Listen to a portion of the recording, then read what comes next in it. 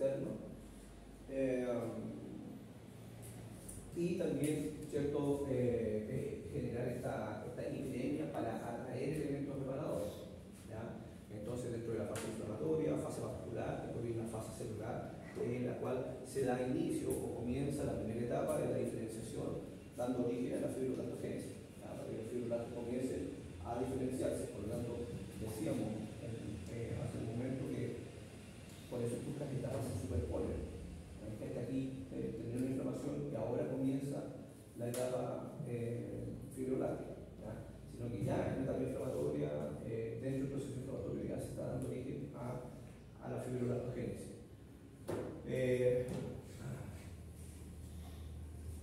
Entonces se provocan efectos vasculares locales, que la primera parte de la inflamación, o como les decía, que Cameron lo divide en la etapa vascular y después la etapa celular. Si se fijan, la reacción o la etapa vascular involucra obviamente modificaciones que tienen que ver con la vasoconstricción, después con la vasodilatación, y todo eso se va estimulando con los mismos elementos que atraen la inflamación, ¿ya? Entonces, todo este proceso inflamatorio es lo que finalmente va a permitir que la fibroblastomogénesis se lleve con naturalidad, ¿ya? Entonces, aquí si se fijan, al inflamar, entonces está todo esto son ya en la etapa de los elementos de desecho en la fase celular, ¿cierto? Primero una vez que cubre la fase vascular, que es cuando se genera la vasodilatación, entonces llegan más elementos propios de la inflamación, los elementos vasoactivos, se empiezan a liberar y a su vez esto genera desecho. Entonces todo esto es detrito y ahí es donde aparece la fagocitosis, aparece todos estos elementos que van a generar este control del proceso inflamatorio, dando origen, les decía que en la segunda etapa, que es la etapa celular, para continuar con la etapa de fibroblastomogénesis. Entonces la respuesta vascular decía que parte con una vasoconstricción. Lo primero que tuvo una vasoconstricción, lo primero segundo. De ahí se continuó con la vasodilatación. Ojo que uno siempre asocia, y hay que tener claro eso, uno siempre asocia la inflamación a una vasodilatación. La inflamación la asocia que hay una epidemia, inflama sangre, por eso se enrojece, por eso aumenta el volumen. La misma vasodilatación hace que llegue más elementos, los elementos reparadores, que van a dar origen a la reparación, y por eso hay un aumento de volumen. Entonces uno siempre asocia la inflamación a la vasodilatación.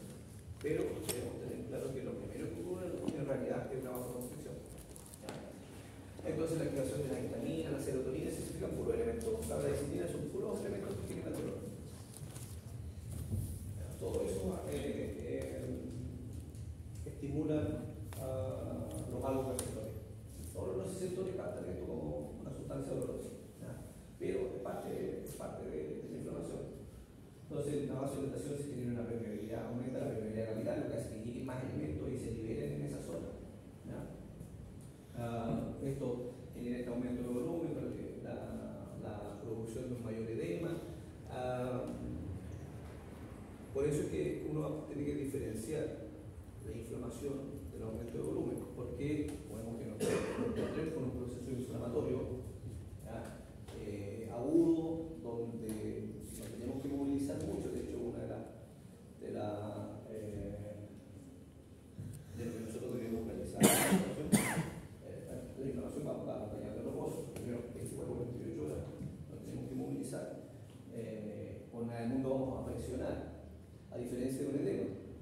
Sabemos nosotros que hay tipos de masoterapia para de drenaje o de reabsorción de edema. Insisto, hay que diferenciar el edema de la inflamación. La inflamación yo la voy a manipular, voy a hacer un masaje para la reabsorción. Pero si dentro de este proceso hay un edema importante, ya pasando la primera 24 o 48 horas, obviamente sí que puedo hacer esta masoterapia de drenaje o de reabsorción. Entonces, fíjate, de un sudado de agua y electrolito, no, por eso no lo puede. Pero no, si lo encontramos con todos estos elementos, va a ser no. Por nada, entonces me va a ocurrir hacer un masaje de reabsorción de edema. Entonces, aquí si se fijan, están los elementos, los mediadores químicos que van a provocar esta vasodilatación. La histamina, que está rápida, la serotonina, la guía, la galicinina, la calinteína y todo lo que va a ser como parte del etapa vascular en la inflamación. Y finalmente, bueno, todo esto son los que van a ir provocando el aumento de temperatura y la aparición de, o la presencia de dolor. Entonces, después la segunda etapa es la respuesta celular. Después está la etapa vascular de la inflamación, viene la etapa celular, que esta ya está más relacionada con la fibroblastógenesis.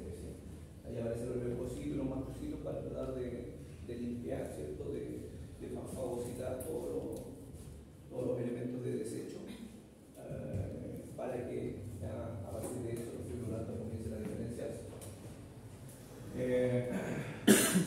Aquí es que el sistema de complemento tiene que ver mucho con las inflamaciones crónicas. Si bien es cierto, no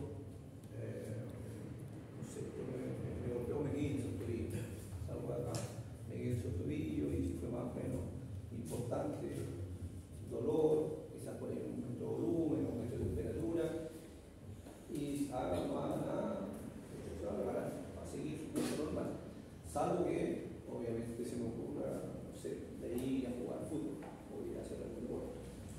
En un proceso inflamatorio tengo que guardar un cierto reposo y esperar que la preparación menor, porque una lesión menor, transcurra su curso normal.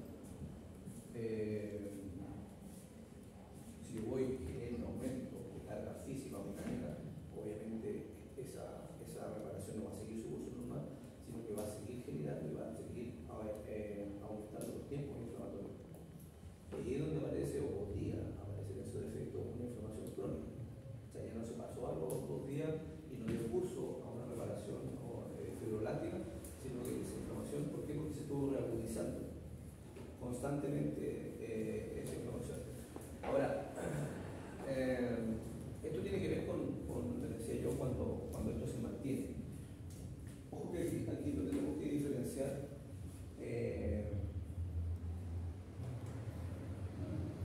Bueno, si hemos visto que dentro de las características del proceso inflamatorio hablamos del aumento de temperatura. Por lógica, ¿qué deberíamos aplicar? La pregunta del millón, creo que ya se le dice en la primera clase, es decir, que queríamos ir preguntando siempre. ¿Frío o calor?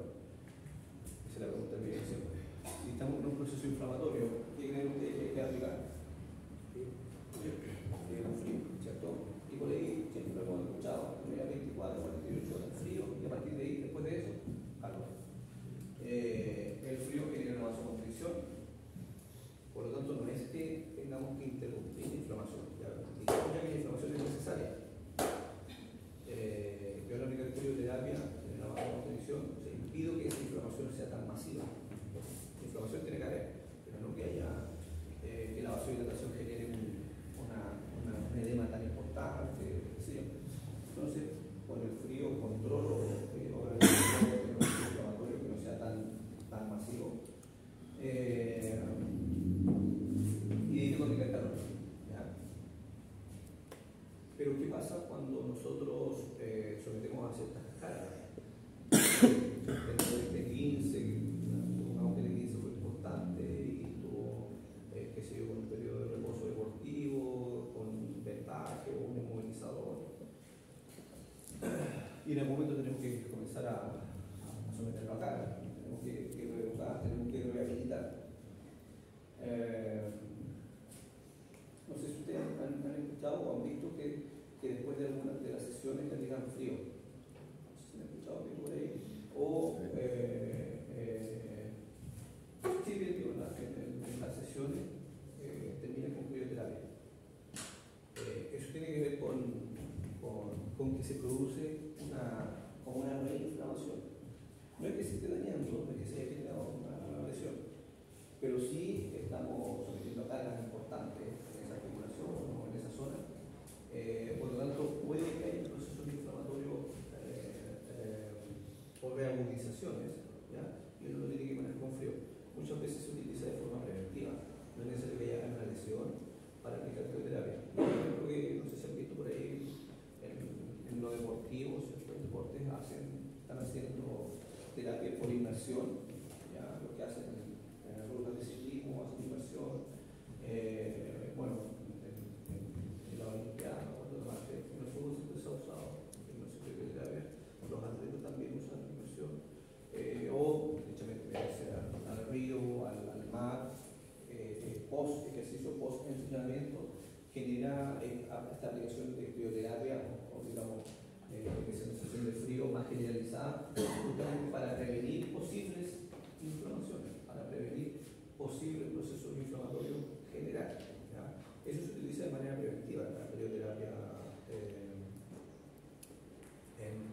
deporte principalmente. ¿Ya? Bueno, entonces el proceso inflamatorio nos podemos encontrar lo clásico, ¿cierto? Una lesión traumatológica, pero después podemos encontrar el proceso inflamatorio con cualquier tejido. ¿Ya? Entonces, cuando hay escuchado la gingivitis y el dentista te rete y te dice, oye, pero ¿cómo te por ese proceso inflamatorio que te cualquier tipo de agente injuriante puede generar procesos inflamatorios crónicos, incluso, claro, cuando hay patología sistémica importante, pueden tener manifestaciones clínicas inflamatorias, bueno, y lo clásico que nosotros tenemos acá. Ahora, hay un factor importante en este caso, por ejemplo, si hablamos de un proceso artrósico,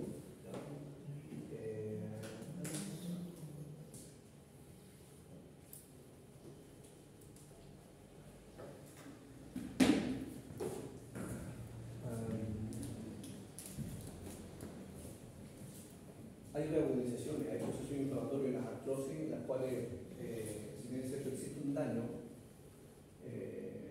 que no se va a reparar, ya, tal como hemos dicho, que los tejidos se reparan de forma natural, el proceso fisiológico, apliquemos fisioterapia, ¿no? Se va a reparar igual, ¿ya? Pero sí tenemos que recordar que hay ciertos tejidos que no se reparan, ¿ya? Entonces está el cartílago articular, los fibrocartílagos también, meniscos, discos vertebrales no se reparan, ¿ya? Por lo tanto aquí uno dice, escucha, pero entonces si no se reparan, ¿por qué hay proceso inflamatorio? Porque la artrosis se manifiesta muchas veces con dolor, ¿cierto? Pero también con inflamación. Yo no sé si alguno de ustedes, sus papás, sus papás deben ser jóvenes, sus abuelitos, su abuelita, con artrosis, aparece una rodilla, un momento de volumen, con mucho dolor, pensando en la artrosis de la rodilla. Porque se inflama entonces si esto no se repara. ¿Ya? Porque procesos artrósicos, es cierto, son inflamaciones crónicas o sea, son procesos inflamatorios que decía crónicos que no tiene que ver con la reparación del cartílago propiamente tal, sino que todas las estructuras periarticulares o articulares, ¿ya? Se genera una sinovitis, se genera un aumento de temperatura, producto de esa sinovitis se entiende que hay alteraciones en el líquido sinovial, hay procesos inflamatorios en la cápsula, en la membrana, y eso es lo que finalmente se asocia a un cuadro más complejo. Es decir, uno lo asocia a partir de la artrosis, a partir de esta lesión del cartílago articular, es que se puede generar este tipo de procesos inflamatorios. ¿Ya? Entonces, si se fijan, 5 minutos que uno de vasoconstricción, después de vasodilatación y finalmente, bueno, eso que da inicio a la etapa vascular para después pasar a la etapa celular del proceso inflamatorio. ¿Ya? Podemos de Camerún, este cuadro, donde van siempre ejemplificando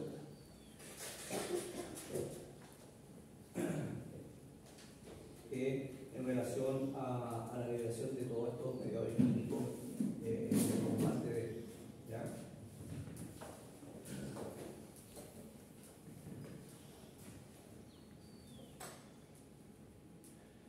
Entonces la segunda etapa que tiene que ver con la fase celular, si se fijan ya aparece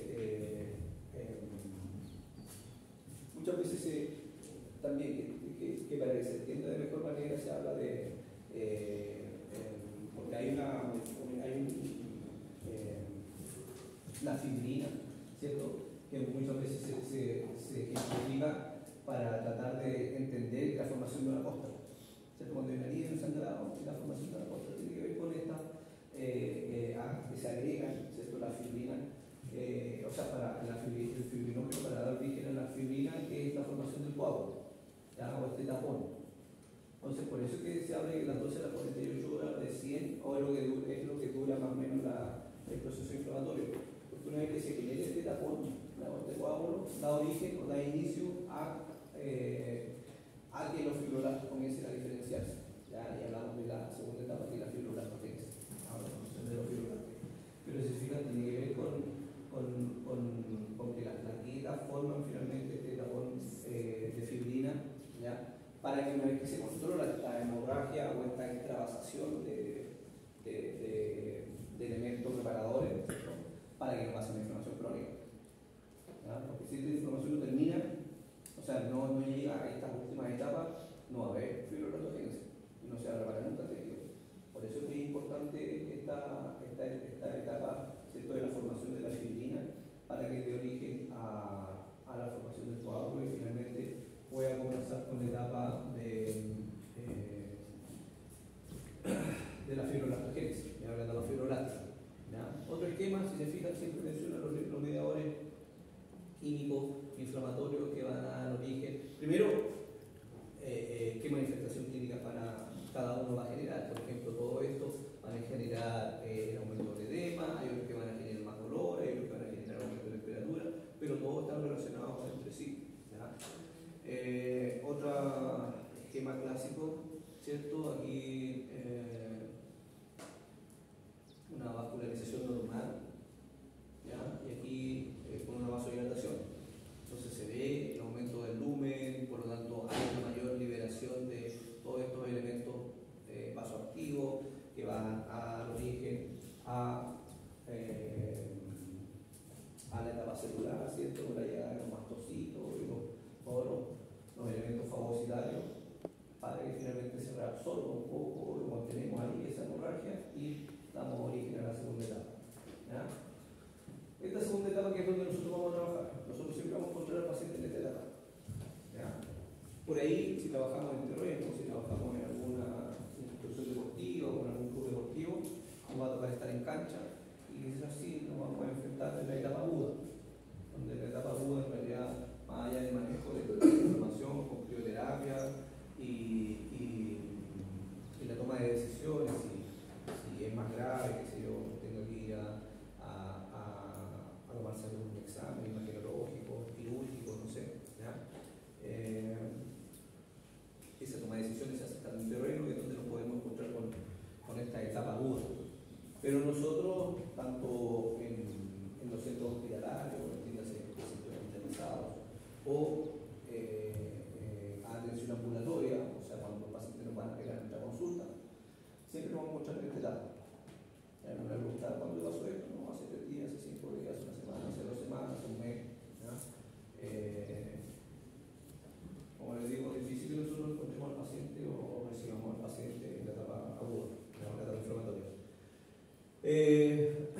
Entonces decíamos que, como dice ahí, posterior a la etapa vascular de la inflamación comienza la segunda etapa, que es la etapa celular. En esa etapa celular de la inflamación, ¿cierto? Cuando decíamos que todo esto comienzan a tratar de reabsorberse, disminuye, bueno, eso es una característica importante. En la inflamación es importante la sintomatología. Decíamos, aumento de temperatura, o sea, fiebre local, dolor y aumento de volumen. Eso ocurre siempre en la inflamación. En la etapa fibroblástica ya comienza a ceder eso, por lo tanto no debiese haber tanto dolor, debiese bajar la temperatura, ¿ya? Y el aumento de volumen también debiese disminuir. Ahora, uno puede decir el dolor se mantiene, sí, pero ya después hay un dolor de otras características, un dolor de tipo más mecánico. Se entiende que si yo me guincé hace 3 días, yo no puedo decir, ya no te di ese dolor, pero si lo someto a cargas importantes, donde voy a estar generando una distensión o una tensión mayor sobre ese ligamento, obviamente me va a ir igual. Para que lo piensen, que lo tiene con mucho sentido, que ya no duele, sino al generador. No es el dolor inicial inflamatorio que tenía que ver más con un dolor químico que el dolor mecánico. En esta etapa pasa a ser más un dolor mecánico siempre y cuando yo me someta a cargas. A cargas importantes. La carencia de oxígeno, producto de cierto una vez que tiene esta vasodilatación, etapa vascular, después de la etapa celular, disminuir la oxigenación, por lo tanto esto activa a que haya una neovascularización, ¿ya? O sea, haya formación de nuevos capilares, ¿ya? Y esto a su vez hace que, obviamente, a la formación de nuevos capilares permite que comience con la etapa de reparación propiamente tal, ¿ya? ¿Se acuerdan que en la etapa de inflamación quedamos con la formación del coágulo de fibrina? Después a partir de esto, los fibroblastos comienzan a primero una disposición en paralelo, para tratar de contener y mantener coágulo de fibrina ahí, y a partir de ahí se activa, o sea, se gatilla para comenzar a esta formación nueva de colágeno, o sea, componentes de colágeno y elastina, ¿cierto? Básicos del tejido conjuntivo para dar origen a esta reparación. Se entiende que esto puede estar más relacionado claramente, es distinto a la osteogénesis, pero si esto lo podemos llevar a cabo en músculos, ligamentos, cápsulas, todos los elementos del tejido conjuntivo, tejido blando. Entonces, los fibroblastos producen el colágeno y esto es lo que va a dar origen a, o lo que va finalmente a formar esta cicatriz o este tejido nuevo. Ahí ocurre el proceso de diferenciación. O sea, hay una excesiva formación de tejido nuevo, pero todavía no tiene las características similares a la que tenía antes. Esto es más significativo o muy significativo en la musculatura. Los veganos, es como más fácil entenderlo ahí. Se entiende que los músculos tienen una disposición fibrilar unidireccional, independiente de cuál sea el músculo y cuál sea la disposición, pero el músculo en sí no tiene fibra cruzada, tiene fibras siempre unidireccionales. Entonces, dentro de un vientre muscular, ¿cierto? Claro, no puede decir lo que pasa con los multivenados, los bivenados, sí, pero eso, los bivenados tienen dos disposiciones, pero es un músculo así y el otro músculo así. Pero el músculo solo tiene fibras unidireccionales. Cuando estas fibras musculares se rompen, en esta nueva formación, ¿qué es lo que pasa? La fibra nueva, así se forma, así la ves. Entonces, te decía que es mucho más significativo, se nota mucho más en la musculatura, porque cuando esta cicatriz tiene estas características, lógicamente, desde el punto de vista mecánico, ya no va a tener la misma elasticidad que tiene el músculo. ¿Cierto? El músculo no es solamente contraerse, sino que para poder contraerse tengo que partir de una longitud mayor. Por lo tanto, el músculo necesita fuerza, pero también elasticidad, necesita flexibilidad. Entonces, estas dos características son fundamentales en un músculo o en el trabajo muscular. Por lo tanto, cuando se forma esta cicatriz, claro, ya está cerrado el desgarro, ya cerró, sí, pero este freno, esta limitante mecánica que va a tener, va a compensar los extremos. Entonces, por ahí uno dice, escucha, se desgarró y empezó a la práctica deportiva, la exigencia no, y no sé, y se volvió a desgarrar. Voy a hablar de fútbol, por ahí un ejemplo claro que juegan hoy día a las 8:30. El otro día dijeron, no, si no se desgarró ahí mismo, ¿no? Si nunca se desgarró ahí mismo. Obvio, si aquí esta cicatriz está tan rígida que aquí no se va a romper. ¿Pero dónde se rompe? Acá o acá. Prácticamente vendría siendo lo mismo. Claro, entonces para que no se hable más de muchas cosas que tienen que ver con el área médica, kinésica, el entrenador, el jugador y todo así como una distinta. Entonces cada uno se lava las manos, entonces es más fácil para la prensa y para común de la gente decir, no, si no se desgarró ahí mismo. No es porque él quiso jugar antes, se desgarró ahí mismo. No, se desgarró en una parte. Sí, pero tiene que ver con la misma lesión. Porque la etapa de fibroblastogénesis genera esta formación de tejido nuevo, pero es de forma desorganizada. Y ahí es donde aparece el maltratado y el discriminado ultrasonido. Uno de los efectos principales del ultrasonido es que, porque es un ultrasonido con una estimulación mecánica, ¿no es cierto? Es un golpeteo, una vibración. Esa estimulación mecánica, propiedades, características del ultrasonido, ayuda al reordenamiento de las fibras. No es que esta cicatriz esté decir un nudo y pasando el ultrasonido se alineó mágicamente. No. Pero sí ayuda bastante el ultrasonido. Por eso es que ayuda el ultrasonido en musculatura y en esguince, en la elaboración del ligamento. En parte también, donde observamos esto, bueno, quizás el próximo año, si nos vemos en cine deportiva, vamos a ver que, bueno, creo que el año pasado, no me acuerdo si nosotros lo hablamos igual, hablamos de los desgarros musculares y los famosos 21 días. Ya antiguamente siempre se decía que un desgarro o una lesión muscular era 21 días. 3 semanas que era el tiempo que se demoraba en repararse la musculatura o el tejido muscular. Es cierto, a los 21 días ya está todo cerrado. ¿Ya? día, porque se ha comprobado, ¿cierto? Los estudios que ya no hay que esperar 21 días para comenzar a movilizar. Y ahí sí le damos la veña a los detractores del ultrasonido. O sea, este nudo yo no lo voy a mejorar solamente con la aplicación de ultrasonido. ¿Cómo puedo mejorar yo este nudo? Es que antes de que se forme este tejido nuevo de forma desorganizada, empiezo a generar tracciones mecánicas. Y es por eso que en el ámbito deportivo, a los 5 días o a la semana, ya comenzamos a hacer trabajo kinésico desde el punto de vista de la flexibilización. O sea, ya comenzamos a generar tensión, que antes era impensado. Si nos vamos a los años 80, es loco como estar estirando un músculo si está desgarrado. Pero estirámoslo de forma controlada. Claro, somos kinesiólogos. Como que hay un poquito más. Hago la clínica del paciente también. O sea, tampoco se trata de que el paciente está sufriendo, estamos haciendo sufrir el dolor y estamos estirando para que se forme ese tejido no tan desorganizado. ¿Ya? Pero en musculatura se ve alto, eso como le digo, sirve más para ejemplificar que hay que, así como en las fracturas, tenemos que comenzar cuanto antes, cuando lo permita, ¿cierto? El tallo óseo blando y hay un tallo óseo duro, comenzar a generar cargas mecánicas de tipo compresiva, porque según la ley de Wolff, pues, también estimula el crecimiento óseo, ¿ya? O la osteogénesis. En el caso de la musculatura, insisto, eso está hace ya varios años, que cuanto antes comenzar a, más allá personalmente, espero siempre, dependiendo del músculo también, por lo menos 5 días, una semana. Y después de eso ya comenzamos a hacer trabajo de rehabilitación también, no solamente estiramiento.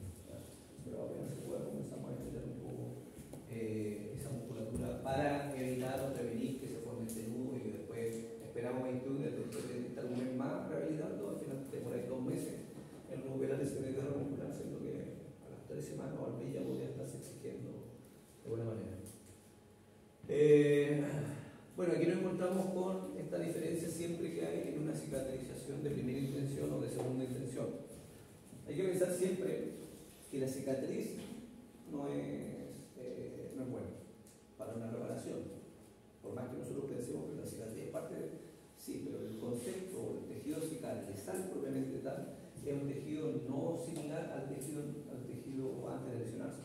Hay que pensar que el tejido nuevo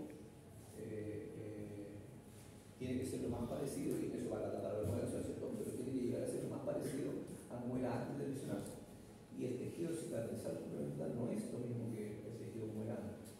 Entonces va a depender mucho, por ejemplo, si es una herida por una lesión profunda o si es una lesión más extensa. Una lesión más profunda sí da la posibilidad de que esto, si se fijan, llega a ser como era antes el tejido y tiene una solución completa.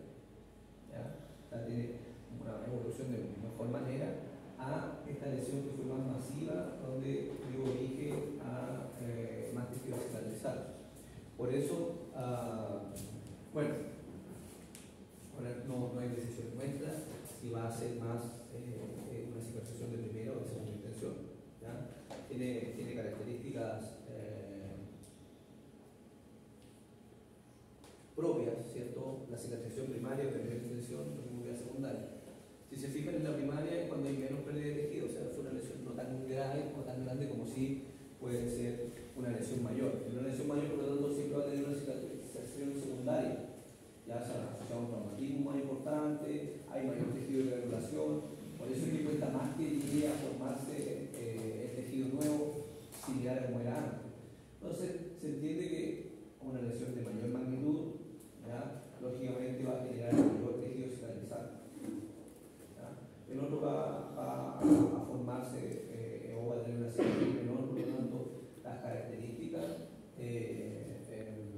post preparación para ser mucho mejores. Ahora, todo esto es como lógico. Claro, una lesión mayor va a tener mayor tejido cicatrizal, por lo tanto, va a ser más lenta la recuperación. O se va a tener que demorarme más y lograr todas las características para recuperar las propiedades mecánicas de un tejido X. ¿Ya? Y claro, es lógico que si la lesión fue menor, obviamente también va a ser mucho más rápido la reparación, pero tiene que ver con esto, ¿ya? Con el tipo de cicatrización. Y por último llegamos a la fase de remodelación o de maduración.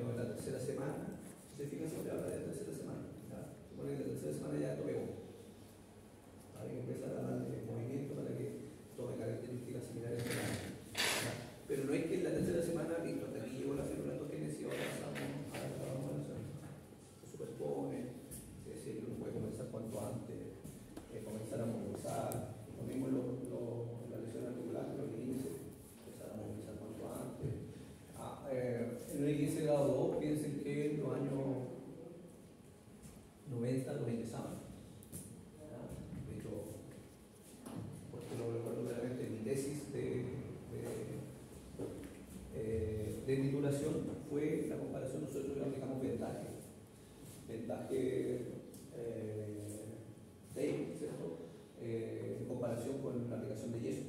¿Y por qué? Porque hasta esos tiempos los ingresados, ¿ya? La inmunización rígida, que no existían los inmunizadores de bota, entonces los ingresaban. Claro, ¿qué pasaba si se aseguraban que el ligamento pegara?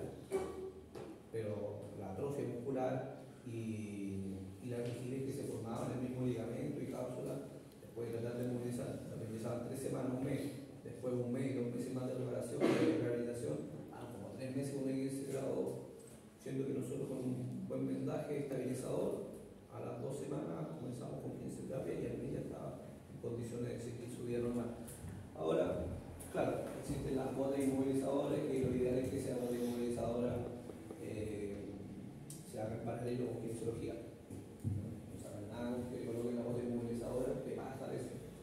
Pues si llegan pacientes con bota inmovilizadora, con un mes de bota y lo mandan recién aquí. Y luego, pero instante, si el doctor lo mandó, pero el doctor se lo hizo con un yeso, ¿no? Si la idea de la bota es eso, que la tenga todo el día, que lo inmovilice, que vaya aquí, sacamos la bota, hacemos terapia, volvemos a buscar la bota. Si no, no tiene sentido. Pero bueno, no siempre es así. Hay traumatólogos que están mucho más clarito con la parte de rehabilitación y esto de hacer más precoz los tiempos ya de rehabilitación. ¿Ya?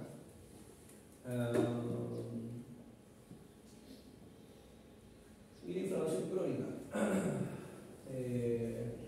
Hablamos de las artrosis como inflamaciones crónicas, entendiendo que hay diferentes componentes que se forman en una inflamación crónica. Tiene que ver con un tema temporal, ¿cierto? Esta inflamación que debe durar 2 a 3 días, o una de los dos se mantiene, o lo otro que se va reagudizando. Y tiene estas crisis inflamatorias propias, por ejemplo, de la artrosis. Que tiene que ver con bueno, obviamente pues la primera causa de la posible inflamación crónica es que la gente incurriente siga ahí. Claro, si yo tengo el disco intervertebral que está ahí, el núcleo que está todo afuera, ¿cierto? Y pellizcando la raíz nerviosa, obviamente eso es una inflamación crónica. Entonces, más allá de la inflamación aguda, del dolor agudo, que nosotros podamos trabajar con fisioterapia, si se sigue pellizcando, obviamente va a generar inflamación crónica y el dolor pasa a ser crónico también. O dolor persistente, así se llama dolor persistente. Entonces, lo primero es eso. Si se mantiene la gente injuriante, obviamente va a generar una inflamación, se mantenga y no avance la segunda etapa. Entonces, el tiempo, ¿cierto? Esto cronológico muchas veces tiene que ver con microlesiones también. ¿Ya? Esto que le hablaba yo, que se da con el deportista. No sé si ustedes han escuchado, no saben del fútbol, pero no hay deportista que no practique deporte sin dolor o sin lesiones. Todos los deportistas tienen alguna. O sea, nadie llega así 100%, no me duele nada de ninguna lesión. Entonces ellos tienen un poco ese manejo, entendiendo que los deportistas hacen sobrecarga mecánica. Ya, son muy bien preparados físicamente, pero igual tienen sobrecarga mecánica, dependiendo del deporte que sea. Esos son sobreesfuerzos que dan a nivel tisular, que lógicamente eso trae consigo que podría perfectamente pasar por procesos crónicos inflamatorios. Y un poco ellos lo manejan. Cómo poder sobrellevar eso y mantener esa actividad física importante o exigente con este proceso inflamatorio. Es muy importante la movilización controlada en la etapa de neovascularización o revascularización, regeneración fibrolástica y reorganización. Eso es lo que les decía yo. No tiene sentido el reposo absoluto. Sabemos la fractura. Pero hay que tener un poquito más de cuidado. Pero en todas las otras lesiones, cuando alguien comienza a movilizar, mucho mejor.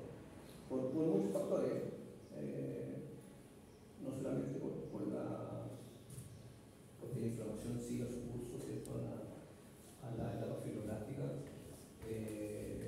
sino que también por un tema de metabolismo. Ya la actividad metabólica hay que mantenerla, por lo tanto hay que movilizarla.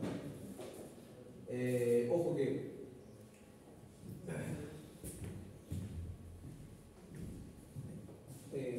yo siempre hago este alcance, más cuando está en el cuarto año, ¿no? Yo siempre les digo, todo esto está en los libros, en los papers. Lo que yo hago es darle un poquito de mi experiencia. ¿De por qué hago esta diferencia? Porque puede darse caso que ustedes después vayan a práctica, donde el supervisor no va a ser un profesor de la universidad, ¿ya?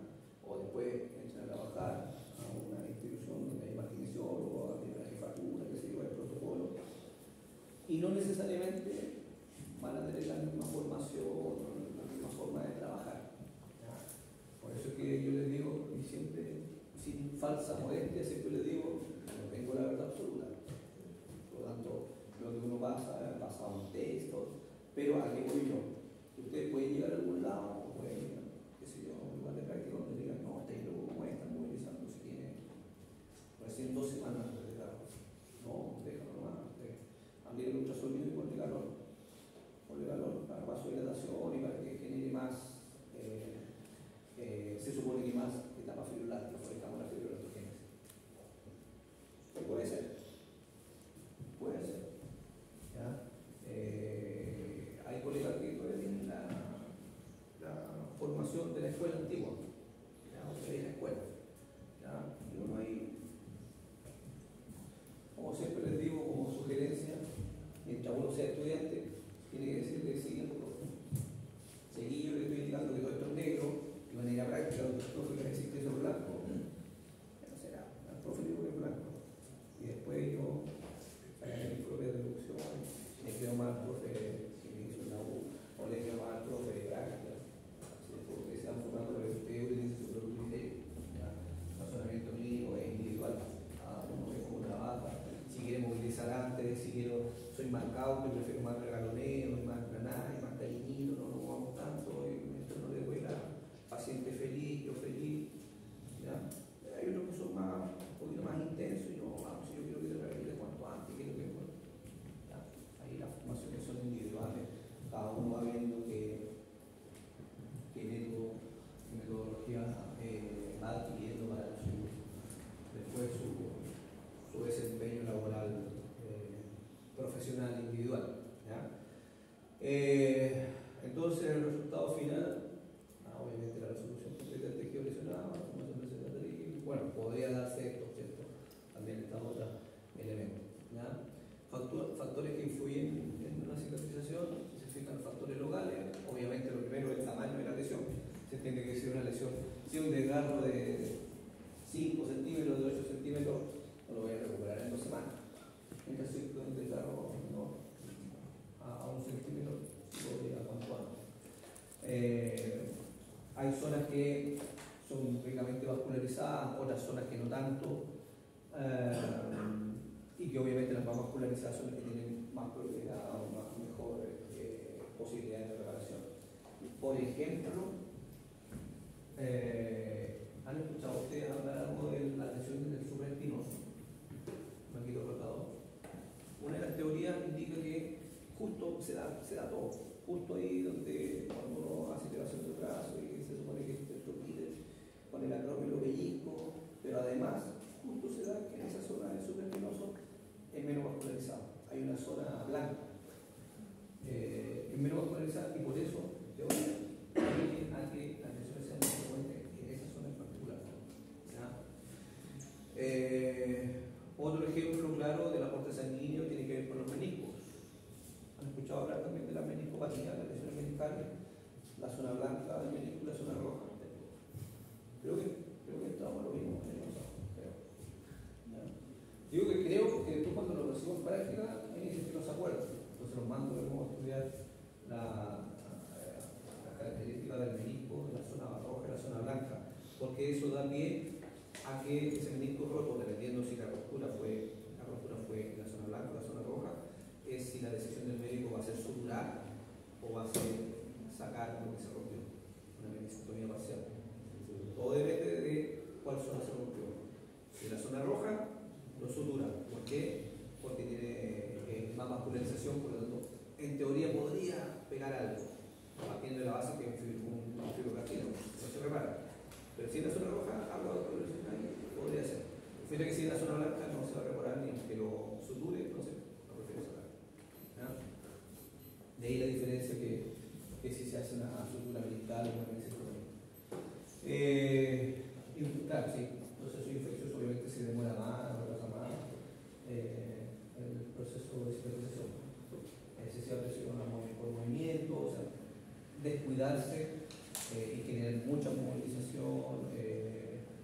Recuerden que cuando yo les hablo de movilizar, es una movilización controlada por excreción. No es que esté en un proceso inflamatorio o de fibrolactogénesis, yo le digo, ya ahora voy a caminar a la playa, así, y decir moverse. Que les preguntan siempre, le van a preguntar, ¿puedo salir a caminar? Dependiendo de la manera que esté. Yo le digo, todavía no salga a caminar por deporte, o sea, no excesivamente. Todos los excesos son malos, no sirve ni que esté en reposo absoluto, no haciendo nada, pero tampoco que vayas a caminar 5 kilómetros a la playa, todavía no. Vamos, paso a paso. Bueno, la alteración de la temperatura, bueno, todos los factores locales que podrían alterar o afectar el proceso cicatrizal. Y influencias sistémicas o más generales, obviamente la edad, se entiende que los niños la reparación es muy rápida, hasta la fractura. La verdad que los niños se reparan muy rápido, y si no hablo al extremo, los adultos mayores es más lento el proceso de reparación del tejido. Obviamente, si hay alteraciones metabólicas, sistémicas, o sea, si hay enfermedades concomitantes, patologías asociadas, pueden perfectamente también alterar el proceso reparativo. Si hay infecciones, cuadros nutricionales, si hay alteraciones hormonales, ¿ya?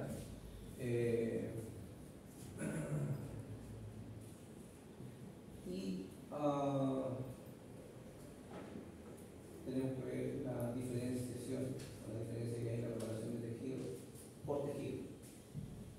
¿Ya? O sea, ya vimos la generalidad de la reparación de tejido. Y de ahí tenemos que hablar sobre la diferencia de tejidos.